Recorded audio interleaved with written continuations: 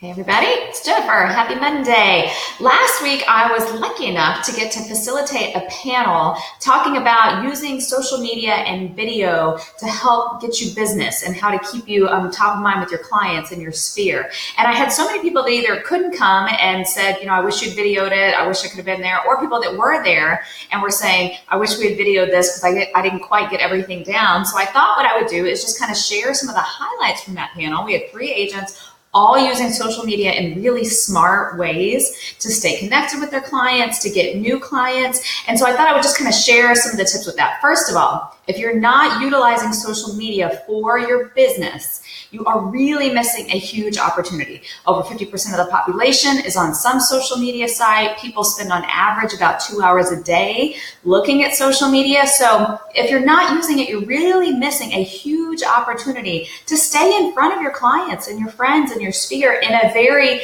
non-sales way. You can just reach out to them. They get to see your life. They get to know you. Also, people who haven't worked with you yet, they get to know your personality and they get to see what it would be like to work with you. There's not many mediums that allow you to do that, to build rapport and trust with people that you've never even met. And social media and video are great ways to do that. But the only way it will work for you, especially when it comes to business, is you have to be the creator. You have to be in the content. You cannot just, post a listing or share stuff from other sites. You have to be writing content. You have to, if you were doing a video, you need to be in it. They need to see your face. It doesn't work unless they are connecting with you. That's the whole point of social media and video, is to connect with people. So if you're not sharing yourself, then there's not going to be that connection and it's not going to benefit you. So when it comes to creating content and what do I post? There are a couple really cool things that you can do. A big one that a lot of these ladies were using for social media were ways to get engagement. You don't just want to post and people look at it and scroll by. If people can actually engage with you, especially on Facebook, you show up higher. You get more visibility. So you want to get engagement. And some ways to do that, Facebook Live is a great way to film stuff. Facebook loves video, and of course they like their own platform, so Facebook Live is a great way to get in front of people, open houses, things like that. But what they would use it for is they would do giveaways or contests. So maybe you're holding an open house and your picture's on your open house signs. One girl ran a contest, or she also had a billboard. If you see her billboard or see her open house signs and take a picture of it and share it on social media, tag her, she put all those people into a raffle, then goes Facebook Live and draws the winner. If you do a giveaway at your open house, a gift card for people to come in, do a Facebook Live at the end so people can see you doing these things and it's live. She used a really cool app I never heard of called Lucky Raffle, which actually, if you input people's names, it will do the little spinner, and so you can show people, everybody who was in there and who won, so they know that it's legit. But things like that are a great way. Polls, Facebook polls.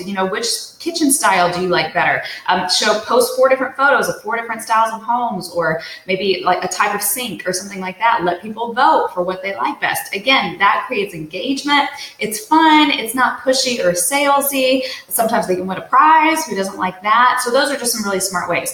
Also, some of the things we talked about, if you do not have a Facebook business page, you have to have a business page to do some of the things that we discussed, like boosting a post, targeted ads. Those have to come from a Facebook page. And one thing that was really cool that also you can only do from a Facebook page is you can really, instead of just doing a post or posting a picture or a video, Facebook has made it now where you can do little slideshows and carousels and what they call an experience, where you can actually mix a photo and a video and add text. Instead of having to edit a whole video together, if you have an open house coming up, just take pictures of that open house, put them in. It's right under on your business page. When you go to do a post and click photo, video, your options come up there. And so you can really create something that's cool and a lot more engaging than just doing a post, hey, come see me this weekend at an open house. For a new listing, the fact that you can add video and still photos and have it all stitched together. I know I've got an animated logo. By the way, go get you an animated logo. It costs like $20. Go to Fiverr. Fiverr.com. You can get anything on there for cheap. And I just literally sent them my logo. They sent me back this fancy video one that's like 10 seconds long. So I'm going to use that now when I start posting listings or open houses. We're going to stitch together photos and that animated logo to create a really cool post that gets some more engagement. And then another thing that I think a lot of people don't utilize is Facebook Friends List. First of all, Friend your clients. You really should. Some people are like, well, I don't want them to see what I'm doing all the time. That's cool. You can make posts where those people can't see it, but you have to separate out your friend list. So you can have a section that's just for realtors. And if you want to market a home, maybe you have something coming soon and you want somebody to bring you a buyer, you can post just so your realtor friends can see it. You can post things where only your close friends can see it. If you have a group of clients, that works in a lot of ways. First of all, you can keep them from seeing content. If maybe you took a day off and you don't want them to see that, you're at the movies in the middle of the day. When you do a post, you can take out that friends list and they just won't see it. It won't come up to them. You can also, this is a great way to stay engaged with your clients. I go in once or twice a week. As we all know, Facebook chooses who you see. Sometimes people are posting stuff and it's just not showing up in your feed if you haven't interacted with them a lot. So I will once or twice a week go into that list. If I click that list, it pulls up all the posts of people that I have as past clients. And it's great to just take 5 minutes and go through and like their stuff and comment on it. And, oh, that's so awesome that, she had her first soccer game. Things like that. That keeps you in contact with those past clients. But you just have to learn how to manage all of your Facebook friends, your realtors, your clients, your close friends, people you don't want to see your content, people you do want to see your content. So that's a thing too that I think a lot of people don't utilize. And if you're smart about it, then you can really post whatever you want and the right people are seeing it all the time. And then another thing that we talk about is YouTube and video. I think there was like 1 billion hours of video content are consumed every day on YouTube. You really need to be using video, and you need to have a place to store all of the videos that you are doing in one place. So I highly recommend you go create a YouTube channel. Super easy, free, doesn't cost anything to do. And then every time you do any type of video, a Facebook Live, a tour of a new property coming out, answering a client question, people say, well, I don't know what to make a video about.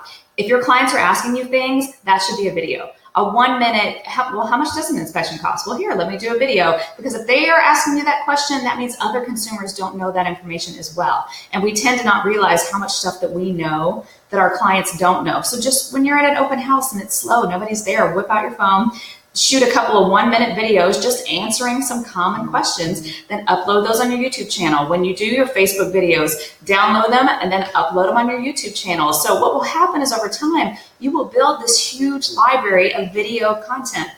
And video is what people want. When they have, what do you do when you need to, if I need to learn to do something I've never done before, YouTube is my first stop. I learned how to change a brake light. I don't even know how to, I never knew how to change a brake light before, but I pulled up a YouTube video and I learned in about 5 minutes. So people are searching on YouTube. If you're there sharing your knowledge, then you're going to be the one that they call. So those are just some of the things that we talked about in our session. It was really good. I know I learned a thing or two from it. So I hope you can take those little tidbits and use them in your social media and video marketing strategies this week. If you have any questions about any of those, feel free to shoot me back an email. Or if you have any social media tips or tricks, we would love to share those with the group as well. So just send those to us. Other than that, have a great week and we'll see you next Monday.